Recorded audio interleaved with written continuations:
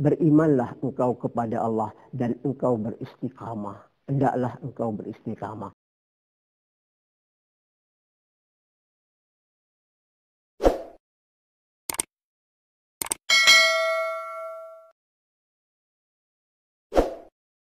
Assalamualaikum warahmatullahi wabarakatuh. Ikhwatul iman, ukhtul mu'minah.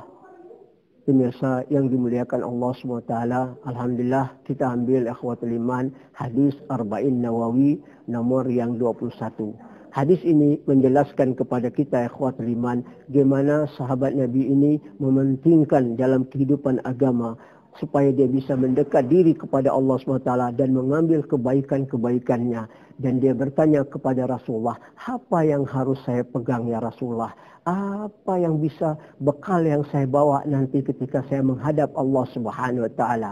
Maka Nabi sallam menjelaskan dalam hadis ini, an Abi Amr, qila Abi Amrata Sufyan bin Abdullah radhiyallahu anhu, qala qultu ya Rasulullah, quli fil Islam qawlan la as'alu anhu ghairaka ya Rasulullah.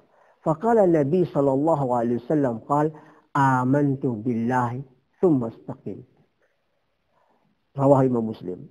Dan beliau bertanya kepada Rasulullah SAW, ya Rasulullah, berikanlah aku sesuatu pemahaman di dalam Islam dan aku tidak akan menanyakan kepada siapapun kecuali kepada engkau ya Rasulullah. Maka Nabi SAW menjawab, berimanlah engkau kepada Allah dan engkau beristiqamah. Hendaklah engkau beristiqamah. Ini akhwatul iman. Beriman kepada Allah SWT sering sudah kita jelaskan, yaitu Al-Quran. Meyakini biiznillah bahwa Allah itu ada selalu mengawas kita. Beristiqamah dan berpegang teguh. Betul-betul tidak keluar dari apa yang sudah kita dapat secara pemahaman agama Islam ini. Kita betul-betul meyakini dan mendekat diri kepada Allah untuk mencari kebaikan dalam kehidupan dunia dan akhirat. Maka di dalam firman Allah SWT surat Fussilat ayat 30, kama qala Allah Ta'ala ba'da a'udzu billahi samil alim minasyaitonir rajim, innal ladzina qalu rabbuna Allah tsumma istaqamu tatanazzalu 'alaihimul malaikatu alla takhafu wa la tahzanu wabshiru bil jannati allati kuntum tu'adun. Di dalam ayat ini menjelaskan kepada kita ikhwatul iman, sesungguhnya orang-orang yang mengatakan Rabb kami adalah Allah dan dia berpegang teguh. Maka di dalam hadis Nabi SAW bersabda, qala katsirun minan nas al-istiqamah thumma kharaja minhu.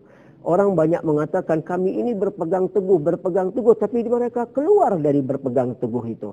Maka di dalam ayat ini Allah melanjutkan kepada kita, istiqamah wala takhafu wala tahzanu. Jangan engkau takut, jangan engkau bersedih. Kabar gembiralah, malaikat turun untuk memberikan kita kabar gembira, yaitu di sana ada surga yang telah dijanjikan Allah Subhanahu wa taala. Ini akhwatul iman, istiqamah. Kalau hari ini Islam kita tidak memiliki istiqamah, maka jelas kita akan berbahaya dan mungkin juga bisa keluar dari Islam. Tidak memiliki satu pegangan yang teguh dan tidak meyakini bahwa apa yang kita amalkan ini kita pasti akan mendapat ganjarannya. Di dalam surat Hud Allah Subhanahu wa taala berfirman, "Ba'da a'udzubillahi minasyaitonir rajim. Fastaqim kama umirtu wa man taba ma'aka wa la tatghaw innahu bima ta'maluna khabir." Surat Hud 112. Dari ayat ini Allah Subhanahu wa taala memerintahkan kepada Nabi sallallahu alaihi wasallam berpegang teguhlah dan beristiqamalah dan engkau dan orang-orang yang bersama engkau. Janganlah engkau melewati batas. Taatlah kepada Allah apa yang sudah diterapkan Allah Subhanahu wa taala dan Allah Maha mengetahui apa-apa yang engkau lakukan dan apa-apa yang kita lakukan pasti Allah Subhanahu wa taala mengetahui. Maka ikhwatul iman, beristiqamalah, ambillah kebaikan di Islam ini. Berpegang teguhlah, jangan sampai kita nanti keluar dari Islam. Kama qala Nabi sallallahu alaihi wasallam, la yazalu ta'ifatun min ummati dhahirina 'anil haqq wa la yakhtilhum min amamihim khalfihim yamin shimal fuq tah hatta ya'ti Allah yaumal qiyamah wa hum kadzalik. Ini kata Nabi sallam, senantiasa nanti akan datang umatku di akhir zaman. Dia berpegang teguh walaupun di situ ada banyak serangan, maupun itu dari depan, belakang, kanan, kiri, atas, bawah, mereka akan seperti itu sampai mereka bertemu sama Allah Subhanahu wa taala. Mudah-mudahan ikhwatul iman kita meninggal di dalam husnul khatimah dan seluruh amal ibadah kita diterima oleh Allah Subhanahu wa taala. Assalamualaikum warahmatullahi wabarakatuh.